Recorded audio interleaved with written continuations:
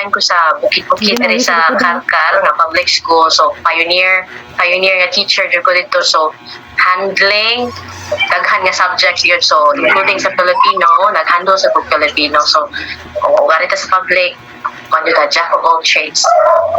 Tudlo yun namin sa gunsa sa way kusmon, way reklamo kay ako may nato ang trabaho. Sige. So, good day. So, good day, Ma'am Daniza. So, before I start, I just want to sincerely thank you for taking time to be part of this interview. You know, you have a lot going on, so I really appreciate you setting aside some time to be here and share your experiences with us. We're really excited to know you and learn from your experience. Thank you, San, for inviting me. Ambush ni Day. Ikuan. Thank you, Ate. Thank you. First question na. Ako'y anay mo. So, for my first question, Ma'am Daniza, could you please share what originally inspired you to pursue a career in education? Okay, so I've been thinking a lot before ni kuan ka. Actually, originally, honestly, I'm not married, wala ko namimilyo, so I'm single.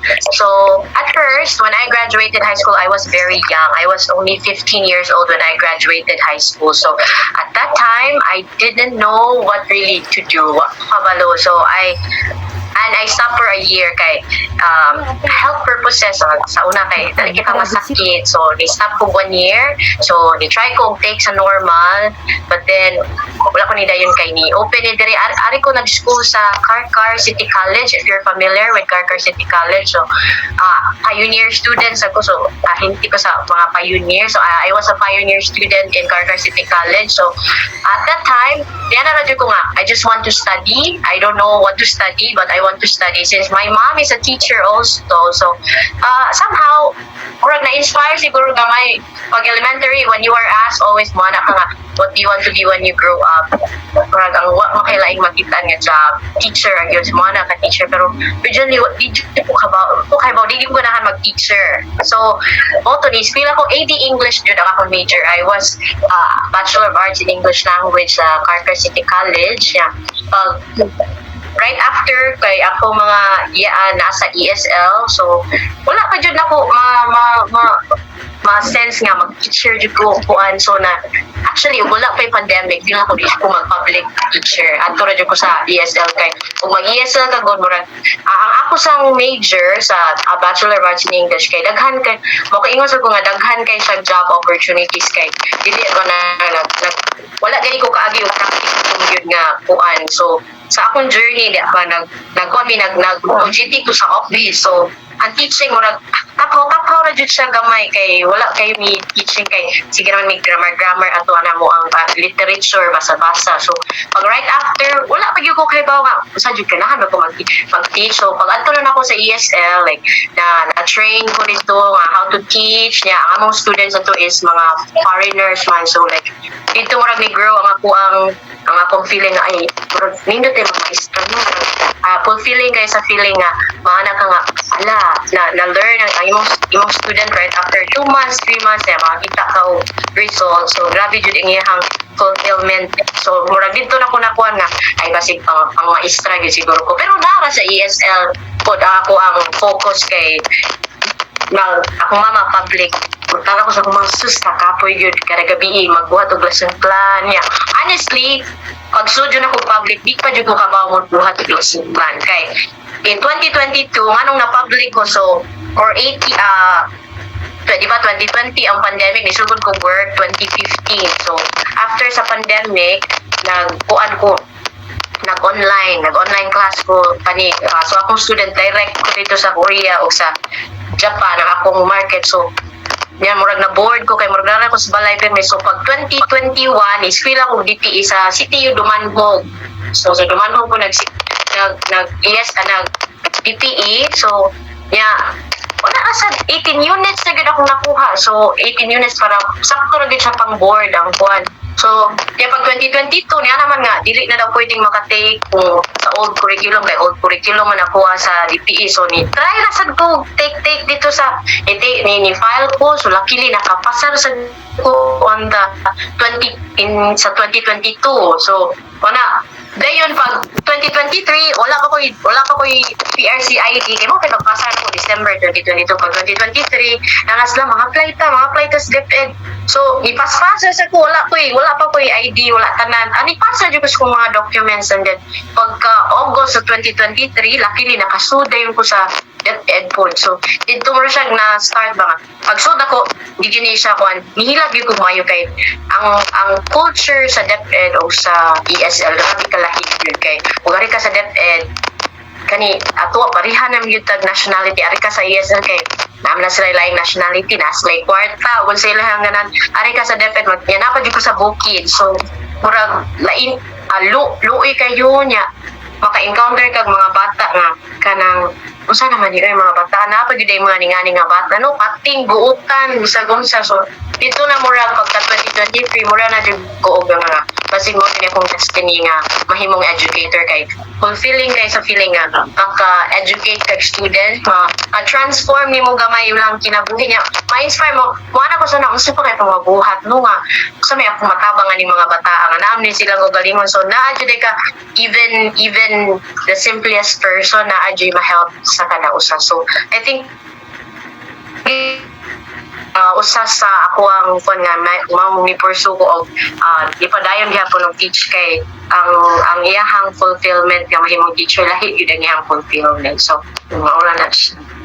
That's really inspiring, Ma'am Vanessa. Did you always see yourself becoming a teacher, or did it come to you later on? I don't know exactly good if maybe I would say yun nga, if it's your calling, you will be, because first and foremost, again, as what I said, wala di ko nag-dream nga I would want to be a teacher, I would want to be an accomplished kay some people na naginas like plan like right now na makakita gyud ko sa akong mga students nga if sa una wala man tayo ng mga career guidance, karon kay na naman tayo mga career guidance. So murag ang student jud sila guided sila unsa man jud imong padulungan sa unang panahon, sa among panahon nga wala pa man jud nga career guidance nga na. So I think it's a calling for me nga maybe I am destined to be a teacher, I guess. I would say nga dili ra gyud siya ingon nga kanang ay maestra lang, if it's your calling it would happen. Yeah. That's all. I see now. Thank you, Ma'am Vanessa, for being open about it. So, moving on to my next question. If you were a professor or teacher, what other career do you think you would have chosen? Maybe somehow no kay I like to cook man, so maybe I would want to be a chef if I was not a teacher. But then I also thought nga actually I like to right here kita na may nagtabi dito, so I am very talkative, but when I am with a lot of people I don't really speak much, so I am quite an introvert. That if given a chance, maybe I would really want to be like a motivational speaker someday. But for now, maybe if dili makaya sa power, so mag-chef na nga siguro. Yes. Thank you so much, Mom. So, do you think you would have enjoyed it as much as teaching? I think so, kay right like now naman me 1 month interrupted vacation, so cooking helped me get through it. So I am so bored at home, like magsige na lang kog tanaw sa lida, then right ibig gyud siya healthy nga magsige na taglingkod. So I think ang cooking helps me a lot. So just like teaching, like I would say yun nga, if I am a person na ko mga persona, if I'm a teacher I'm a different person, and if I'm a normal person I'm a different person. So if cooking siguro maybe I would have a different persona if I am also a chef, or just like when I am a teacher also. So it's it hits different ang iyahang kuan atake to me.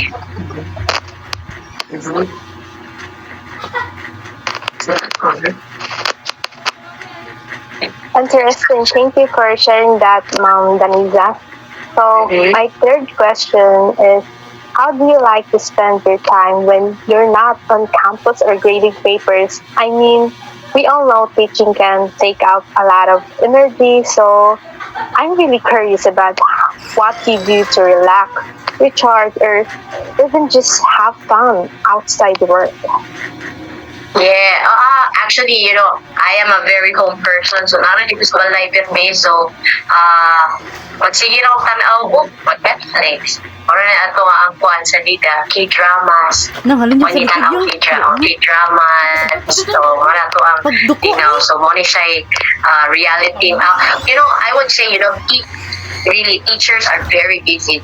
The job still goes on at home, pero ang ari na jud kag dapat na jud kay you should find time to have work-life balance kay o wala makaon jud ka sistema mas stress jud kag maayo. So, but if you enjoy your job, let's have a separate life, work and then at home. So, ora gyud ako gibuhat na ko sa wa ko'y trabaho niya sa like Saturday and Sunday kuha na jud ko tanaw sa leader, uy sa balay, magduwa sa kong pagumangko, ara na siya, bata. Children helps to ease the stress, so, but, normal, o gani ka sa dapat, normal na lang yung stress, kinaon na lang yung stress. So, yes, that's all. So, do you prefer spending your free time alone or with others, Ma'am Daniza? Case by case, kay if like morning daytime, I like to be alone pero og nay bata, okay kung na magbantay na sa bata. So okay ra ko nang kuan. So but most of the time naram jud ko sa balay good. So kung kisay tao sa among balay mao sad ako makita. So case by case po siya. So sa ako personally ganahan jud ko alone. Pero og nay tao sa balay, ito sa entertain kay or lahi sa kay magsigitan alone. Yes. That sounds really nice, Ma'am Daniza. It's nice that we have time to unwind like that. So my fourth question is, how do you handle difficult situations with students or in the classroom?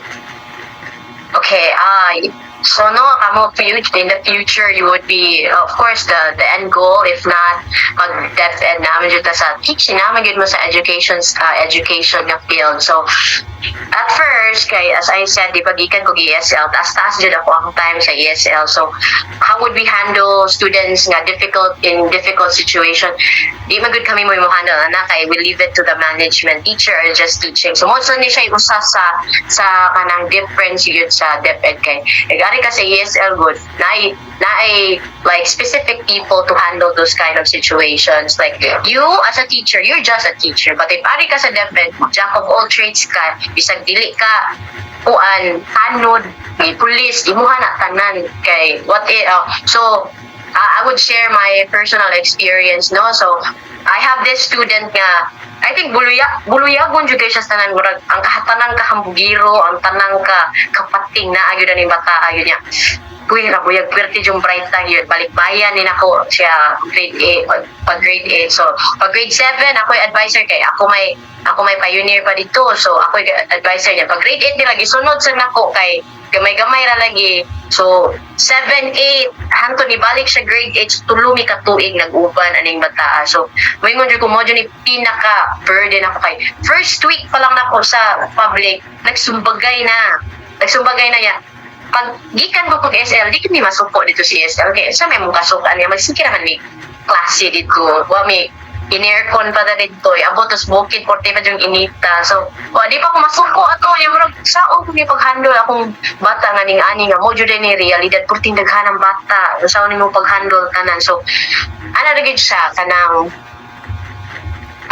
I handle it like by rule kay naman gyud tay school head no natay principal. So ako as a teacher ang immediate nga mo attend sa problem sa student is ang teacher magyud. Kung say problema diha sa bata, sumbong man gyud dito sa maestra. So ang ako is naman mi anecdotal no nami siya gitawag og anecdotal nga i-write nimo dito na siguro mo ana i-write nimo dito tanang situation sa bata unsa nihitabo para na jud kay record. So sa ako apod first pa kanang labi na ng sumbagay wangon man gyud na pero kalmahon sa yun primero ako personally mukuan jud ko aning kalma lang sa jud dili iso kasuko pero masuko na ka sa labi nag kanang mga isog na jud kayo magsinumbagay na jud siya gyapon involved nasumbagan diri nagisi so nada sa ospital so grabe jud ako ang struggle ani nga bata. So imo siyang mag-background check jud sad ka kay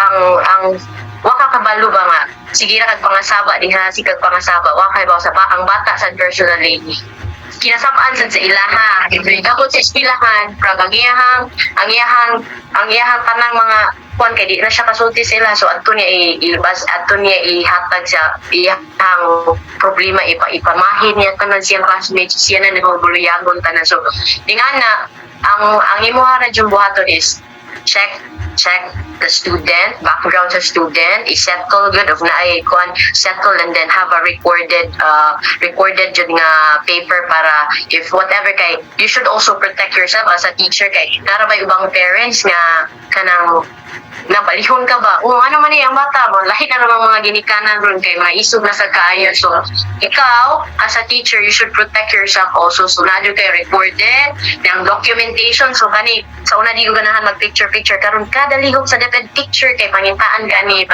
ka na. So mo na siya ang imuha ra gyud ang paghandle sa student nga kung ikaw resolve first sa imong classroom, check your student, and then if di na gyud mo madala di na gyud ma-handle, so that's the time you want to na sa school kay so by process na by rule kay og ikaw sa maestra mag-inisog ka pirmi and di sad ka magsilbi kay tawag ginikanan purti na sa yung isuga mura na sana sila og kuan kanang ina sa kakasabot mo na mga bata ron nga murag migara sa gisad mayo kay ngilang parents napagani ko sa bukid napagini nga ng parents how much more nga ang students nga naa sa patag nga much more aware sa situation kay ba sa mga rules kay na may uban nga musumbong na yun sa division ning ana. So nga resolve it in your classroom, have a recorded paper, record everything, document everything para ma-settle siya. And then may sa student jud ang teacher di ra gyud sa module na siya ang teacher di ra gyud siya kutob sa teaching ora kag mama dito tambag diri aron believe jud ka nga sige makakon ka jud ning bata. So mo na nga double time jud ka sa DepEd. Wa ko na-discourage but that is the reality of the teachers in the Philippines in the especially sa DepEd.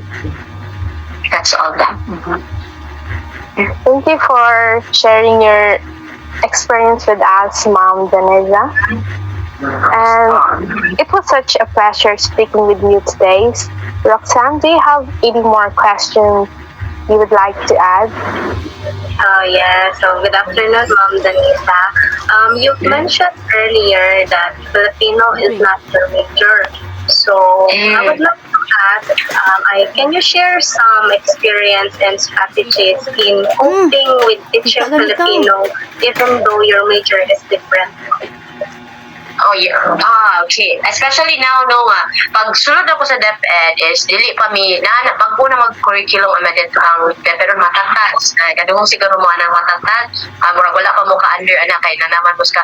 So pag sunod ako dili pa matatag K to 12 pa to siya. So ang amuang lesson is like what na-jud siya na module na ay kuan so makuha ra gyud mo ang iyahang ang competency kay bao jud ka sa student sa competency kani sa first quarter sa second quarter third quarter karon sa pagka next year na nako kuan matatag na siya so which is very new di man siya ingon nga dako jud kay kalahian, but then ang iyahang topics kay lahi na jud siya sa katong karaan nga K-12 wala na atong mga kunaray uban kanang grade 7 focus man nag-ibong adar na dayon ang grade 8 kay Florante at Laura, so ari na siya sa fourth quarter, but before ana daghan kayo siya lessons nga mga so ang ako jud personally, di jud ni siya pamakak mag-study jud ko kay dili biya ako Filipino major, so whatever nga input niya mo sa jud biya na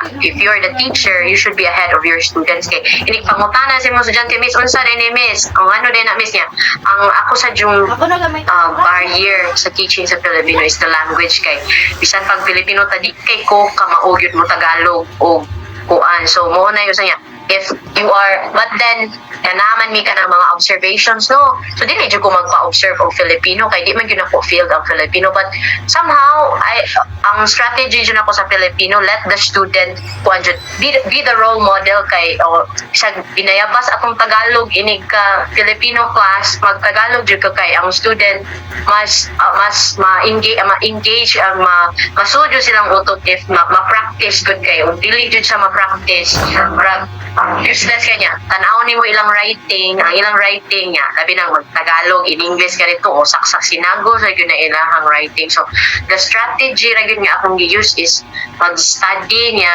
use the language for teaching Filipino kay para and this is personally mo na jud ko nga it's much needed kay ang mga students di na jud kay kasabot og Filipino niya, di gyud na to ma-avoid nga ang Filipino is still our language, so di gyud na siya ma-eliminate sa ato ang education system, so I hope nga more actually karon sige jud kog hangyo sa mga principal nga tagayin taon mig Filipino nga teacher kay tagaan mig bago nga maestra sige jud nga tagayin mig Filipino kay lahi biya gyud to nga ang teacher inclined yun sa Filipino kay makaspeak yun sa language niya ang nabi na di ba inyuhaning major nabi yun yung mga strategies na gitudlo nga how to catch the students attention, how to improve ang ilahang mga writing, ang ilahang speaking kay para ang atong students po ang atong product kay di na sige in English na mauwaw mag in English lagi niya basta Filipino di ka mao, so dapat kuan kanang balance jud unta, so ora jud na ako ang as of now ma-share sa Filipino, but actually I like Filipino gyud sa in the context sa iyang content kay nindot kay ni lesson ang Filipino ang lisod lang gyud isang ang language, so salute jud ko sa mga Filipino majors nga may kay mag-Filipino, so hopefully managhan ko bilang pag-book sa inyo ang daghan mo. Yes, ma'am. Mga 30 may. Apply na daw DepEd. Advantage kayo ng mga Filipino. Sige. So, from your answer, ma'am, I can sense that it's kind of tiring, Jud. How do you stay motivated when teaching gets repetitive or tiring? Okay. No, it's very, very timely getting a question. Karon no, I am questioning myself what I can still contribute to the education system nga this is an honest po nga the education system in the Philippines is somehow chaotic problem, not just a problem kay you know dapat unta nga we teachers should be listened by our head kay kami may nasa field, kami may kay sa problema na ana mo ang kami jud untay paminahon bag unsay needs sa student unsay kinahanglan ta dapat, pero the problem is like we are not listened by our superiors, I guess. So maybe nag-listen sila but then ang ilahang listen kay ang tuwa pud sa head wala sila diri sa lower, di ba? They should have started here on the basic. Kinsa man jud nakaila sa mga estudyante, it's the teachers jud unta. So in my case the only thing that keeps me motivated yun kay aside from of course naman daghang load joke so naman asa kuan ang usa gyud sa ako no kay mo go back gyud ko sa ako ang core nga kay asay feel ako calling magyunin ako pag maestra, so if I see my students learn, grow, mo jud siya fulfillment sa ko nga hala no somehow I was part of that child's life niya, I contributed to his or her journey in becoming successful niya. Makakita kasi mong student ka very well decorated na daghang kay awards dito niya, mga daghang opportunities. It's also a fulfillment of a teacher na you are part of a journey. So I think, and for me, good, I want the students, because parang ako ang, di ba, the youth are the hope of the future. So I hope na kaning usa sa mga estudyante nga akong matudluan, hopefully nga mahimo silang basin na mga presidente, mga ningana. Wala lang dyan na ako ang motivation to go forward and to impart the knowledge niya, to motivate the students to be like, nangani siguro no kay naanggo ko sa bukid, like ang pangandoy sa mga bata nga nasa bukid, adi man ingon nga mo juga ilahang pangandoy nga ay nganong eskwela magkakay para parang araw among kinabuhi miss anak para kanang I want them to like dream big, have bigger picture nga. Right after school, mga to sila syudad, they will find a job, they will go to another country, mga ningana nga, they will dream bigger. And like in my case nga, I think I could contribute for them to be motivated to become like better citizens of the Philippines. That's all. So thank you for that, ma'am. So you've been teaching for how many years na? Roughly mga 10, 11 years. Oh, yes, miss. Okay na po. I'm kind of curious. What was the very thing you bought with your first ever paycheck? Atong sa ASL ko ng first ever paycheck, yun ni Joe. Pagkaon dito ang gipalit no unang kon kay pagawa sa akong first job was in Talamban, layo jud kay to Talamban. Pagawas ng palit mi pagkaon yun mo unang napalit. Sige to Joe, pagkaon yun. Yes. Okay, ma'am, thank you for that. So my another question is, if you could give your students just one life advice, what would it be?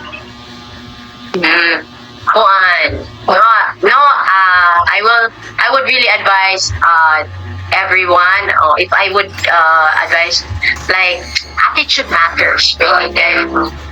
However, whatever, like the knowledge you have, bisag unsa pa ka bright, tira ka smart, ka witty, if you don't have the right attitude, you will not be successful. Kay if smart kay kanya, di akong kay will to go on, wala kay will to help others. Kay if you for me, the smartest people kana jung knows how to sympathize other people, maka-understand what they're going through. Mo na nga part sa ako ang discipline sa ako student is mag-ask you kung background kay wa ka kabalo ba nga bas hindi ay grabe kay to sila og kanang background mo nang napating siya mo nang manggiwawon kay siya kay sa ilaha ba si ana. So we should learn how to sympathize others kay, and then that's the result of having the proper attitude. So the advice is really, and always be grateful kay some students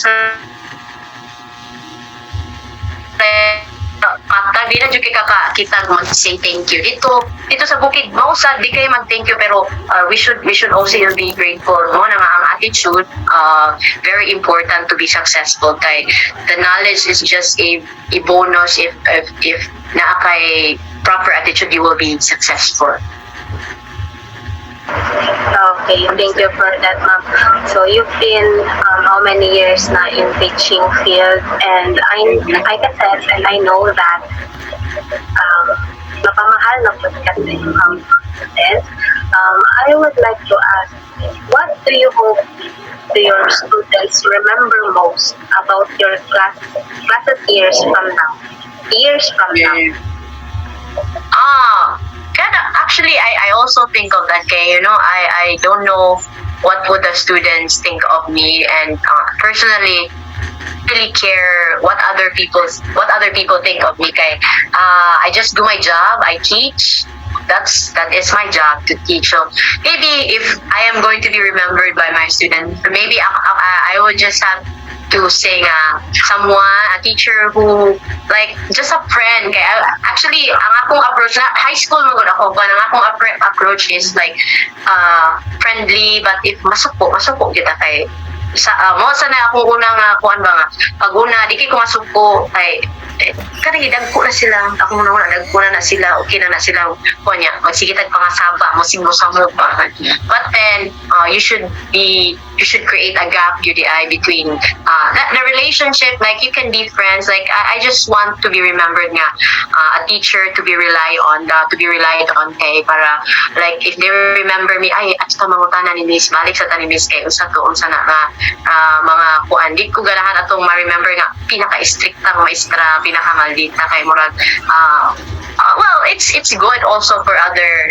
people no to be remembered like that kay nay kanang identity, but for me I just want to be remembered nga chill lang a teacher, someone to be relied on para kuan in the future. And I also ako ang goal is to like influence them on the attitude man gyud kay para I want them to think well, to be kind kay kindness is already a luxury for everyone, I think. Kay murag lisod na kay pag binuotan ro panahon na kay pasin ang una sa mata magbinuotan ka ba abusaran ka ni ana, but then I want them to be kind kay it's there's no pay for this, but then it gives so much and you can do so much if you are kind. So chill lang a teacher ako ang tuan ganahan nga ma-remember sa akong mga students.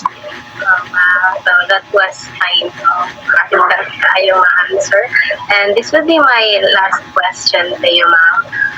If someone wants to follow your path, what advice would you give them? Okay. If someone would follow my path, it would be personally good. I would say nga boring mo gani ang life. Okay, or man gini kuan kay nagsige man jud ko work, teach. Ako rang i-advise siguro sa pamilya mo. Ana kay para na inspiration. Laay na kay ning tiguang nato niya. Way kuan kay murag atong muna sige na trabaho.